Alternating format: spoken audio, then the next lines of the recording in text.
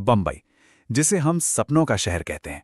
दिन में ये उम्मीदों की धूप से चमकता था और रात में हजारों कहानियों से रोशन होता था। पर बात है 1950s के दशक की, जब ये शहर अपनी एक नई पहचान बना रहा था।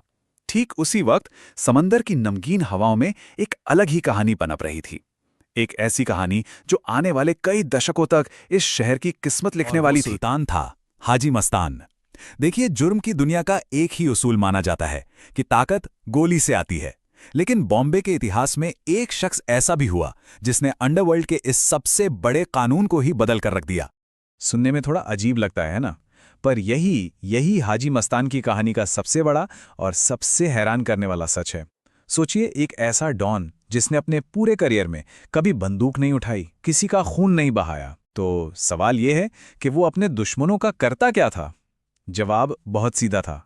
वो दुश्मनों को खत्म नहीं करता था, वो उन्हें खरीद लेता। चलिए चलते हैं उस दौर में और समझते हैं उस शख्स की कहानी को जो बम्बई का पहला डॉन तो कहलाया, लेकिन जिसकी पहचान किसी खूंखार गैंगस्टर की नहीं बल्कि एक तेज तर्रार बिजनेसमैन की थी। उसके कई चेहरे थे। सरकार की नज़रों में वो एक स्मगलर था, गरीबों के लिए वो रॉबिन हुड था, और बॉलीवुड के लिए वो एंग्री यंग मैन की जीती जागती प्रेरणा था।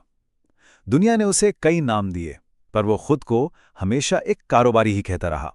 ये कहानी है मस्तान हैदर मिर्जा की, जिसे दुनिया ने हाजी मस्तान के नाम से जाना। कहते हैं ना, हर बड़ी मंजिल का सफर एक छोटे से कदम से ही शुरू होता है। मस्तान का सफर भी फुटपाथ की धूल से शुरू होकर इस शहर की सबसे ऊंची इमारतों तक पहुंचा था।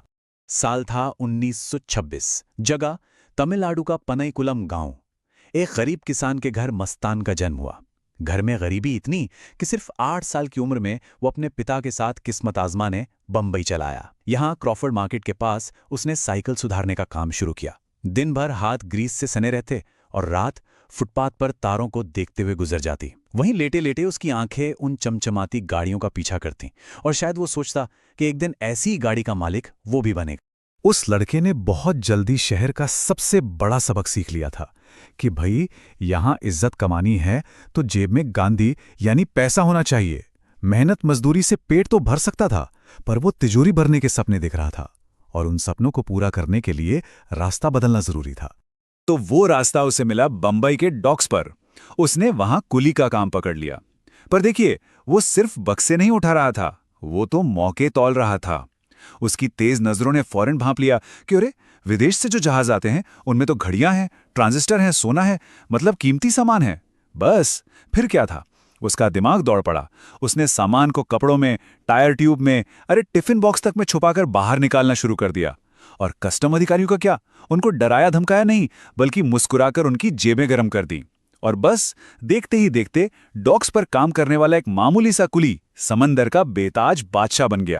ये मस्तान के राज की शुरुआत थी। एक ऐसा दौर जब उसने जुर्म की दुनिया में भी कारोबार के नियम लागू कर दिए थे।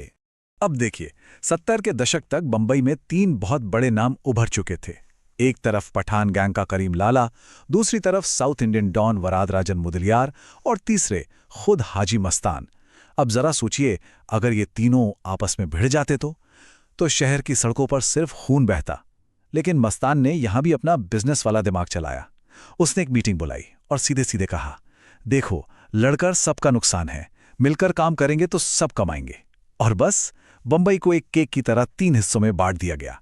समंदर पर मस्तान का राज होगा, जमीन पर वसूली और जुए का काम करीम लाला देखेंगे, और अवैध शराब का धंधा वो वर्दा भाई का। पता है, इसी दौर को मुंबई अंडरवर्ल्ड का गोल्डन एरा कहते हैं। ये वो वक्त था जब गैंग वॉर की खबरें नहीं बल्कि बिजनेस डील्स की चर्चा होती थी। शहर में एक अजीब सी शांति थी जो मस्तान के बनाए नियमों पर चल रही थी। मस्तान अब सिर्फ एक स्मगलर नहीं था, वो एक सेलिब्रिटी बन चुका था। सफेद लिबास, चमकती हुई सफेद मर्सिडीज और हाथ में विदेशी सिगरेट, ये उसका स्टाइल स्टेटमेंट था। दिलीप कुमार से लेकर फिरोज खान तक बॉलीवुड के बड़े बड़े सितारे उसकी महफिलों की शान बढ़ाते थे। वो एक ऐसा बॉन था जो किसी गैंगस्टर से ज्यादा एक फिल्म स्टार जैसा लगता था। लेकिन इस चमक दमक के पीछे एक इंसान भी था जिसका दिल बॉलीवुड की सबसे खूबसूरत अदाकारा मधुबाला के लिए धड़कता था। वो उनसे शादी करना चाहता था, पर यह मोहब्बत एक तरफा ही रही। बाद में उसने सोना नाम की एक एक्ट्रेस से शादी की जिनकी शक्ल काफी हद तक मधुबाला से मिलती जुलती थी। पर वक्त हमेशा एक जैसा नहीं रहता। मस्तान के शांति और समझौते वाले राज को चुनौती देने के लिए एक नया, नौजवान और बेहद खतरनाक चेहरा सामने आ रहा था। उसका नाम था दाऊद इब्राहिम। दोनों की सोच में जमीन आसमान का फर्क था। मस्तान का उसूल था कि हर मसला बातचीत से सुलझ सकता है, वहीं दाऊद का मानना था कि जो रास्ते में आए उसे हटा दो। मस्तान का तरीका बिजनेस था, दाऊद का तरीका हिंसा। और जब 80 के दशक में पठान गैंग और दाऊद के बीच खूनी जंग शुरू हुई तो मस्तान को यह समझने में देर नहीं लगी कि अब शहर का मिजाज बदल चुका है। अब यहां दिमाग की नहीं, गोली की हुकूमत चलेगी। और एक माहिर कारोबारी की तरह मस्तान ने सही वक्त पर इस खूनी खेल से खुद को अलग कर लिया। यह मस्तान की कहानी का आखिरी दौर था, एक ऐसा पड़ाव जहां स्मगलर मस्तान हाजी मस्तान बनने की राह पर निकल पड़ा। इमरजेंसी के दौरान जब उसे जेल भेजा गया तो कहते हैं वहां उसने अपनी जिंदगी का हिसाब किताब किया। जेल से बाहर आकर उसने हज किया और हमेशा के लिए स्मगलिंग को अलविदा कह दिया। उसने अपनी दौलत गरीबों की मदद में लगानी शुरू की और राजनीति में भी कदम रखा। और फिर 25 जून 1994 को मुंबई के उस पहले डॉन ने ब्रीच कैंडी अस्पताल में अपनी आखिरी सांस ली, किसी गोली या बम से नहीं, एक सामान्य मौत। उसकी मौत के साथ ही बॉम्बे अंडरवर्ल्ड का वो दौर भी खत्म हो गया जहां जुर्म में भी उसूल हुआ करते थे और एक गैंगस्टर की जुबान की भी कीमत हुआ करती थी। आज इतने सालों बाद भी जब बंबई की पुरानी गलियों में मस्तान का जिक्र होता है तो उसकी कहानी अपने पीछे एक सवाल छोड़ जाती है। क्या हाजी मस्तान वाकई गरीबों का मसीहा था या फिर सिर्फ एक शातिर अपराधी जिसने दौलत के दम पर अपने लिए अमन खरीद लिया था?